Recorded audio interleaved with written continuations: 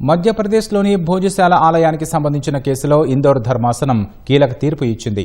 వివాదాస్పద స్థలం ఆలయానికే చెందుతుందని తెలిపింది. జస్టిస్ విజయ్ కుమార్ శుక్లా, జస్టిస్ అలోక్ అవస్థిలతో కూడిన ద్విసభ్య ధర్మాసనం ఈ మేరకు తీర్పు వెలువరించింది.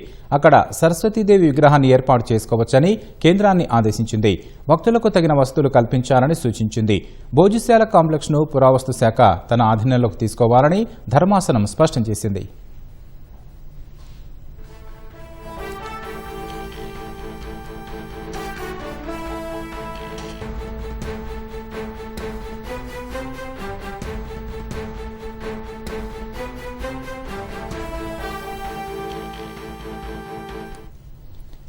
మధ్యప్రదేశ్లోని భోజశాల ఆలయానికి సంబంధించిన కేసులో ఇందోర్ ధర్మాసనం కీలక తీర్పు ఇచ్చింది.